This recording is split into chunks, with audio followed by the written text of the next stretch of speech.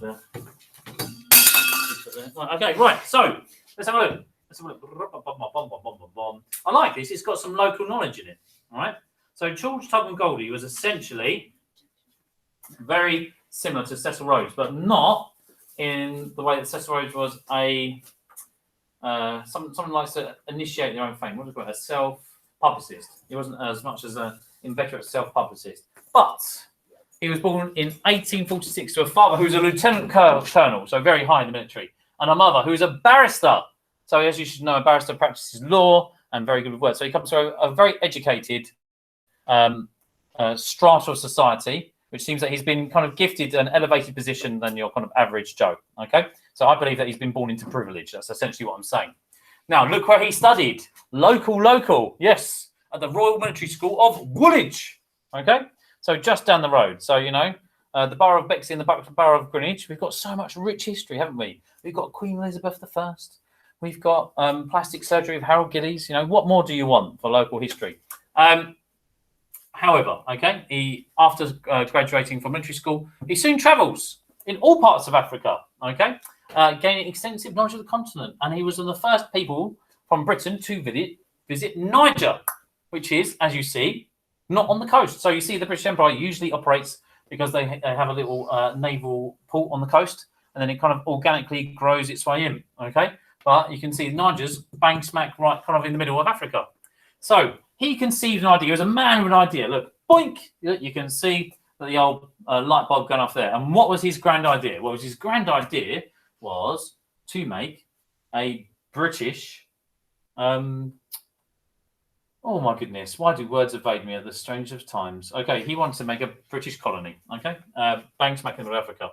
But he wanted to make this by royal charter, and royal charter was out of fashion, unlike my shirts. Okay, right. So royal charter was out of fashion. Now, why was royal charter out of fashion? Super Titus, can you tell me why royal charter was out of fashion?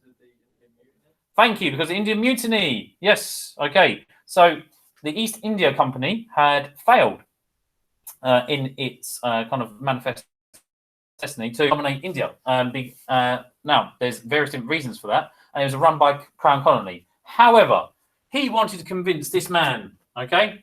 Now, this is William Ewart Gladstone. So he basically lied, and he went around Africa saying he had this royal charter anyway, okay? He lied to the local African chiefs and said he had it.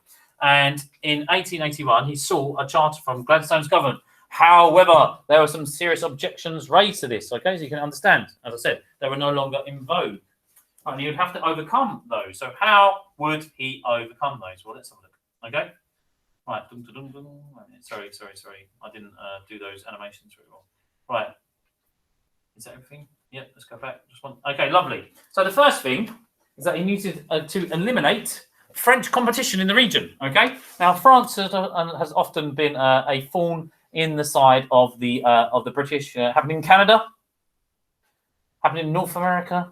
In the United States of America, France helped enemies of Britain. So, being a long-established colonial rival, this was deeply worrying. However, he simply bought them off. Okay, he raised the capital in the region, and he bought them off. So that was a good thing. And he had to make 400 separate peace treaties with Niger tribes. Okay, all of which would have slightly different cultural customs and slightly different dialects. Okay, right. So that was no mean easy feat. So you can see. You can kind of infer from this, we've got a highly ambitious and driven man, okay, who's making a great inroads into Africa for the British Empire, for the civilizing mission, or is it for profit? Okay, well, I think, he's a businessman, so I think we know where this is going. Now, as he was able to do this at the Berlin Conference from 1894 to 1895, which was, of course, initiated by Otto von Bismarck. It's such a seminal moment in history because it's completely steeped in the scramble for Africa. At this conference, he actually attends, okay?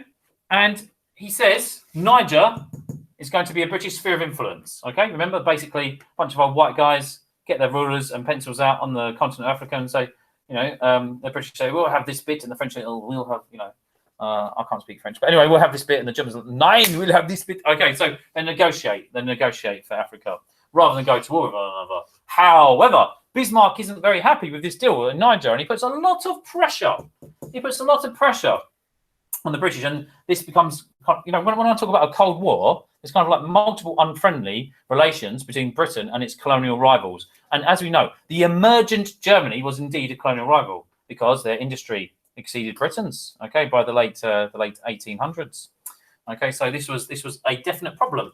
However, Bismarck falls from power in 1890, and the successive German government has a bit of a more friendly relationship, at least initially, with the British, and they agreed to withdraw their claims from Niger. But he's not done with problems yet. He has 99 problems, and the feudal princes are one. So he basically, the indigenous people of the Niger region, at least some of them, the feudal princes, he has a problem with them. He has to go to war, and he personally leads an expedition against them in battle, and he wins. Okay, but there's problems. Okay, because the French and the Germans and the British are all playing for power in this region. All right. So what is he going to do? How is he going to solve this problem? Well, he basically realizes that he cannot maintain his power against two colonial rivals, i.e. the Germans and the French in this region. He's going to need the backing of the British government. So what he decides to do is sell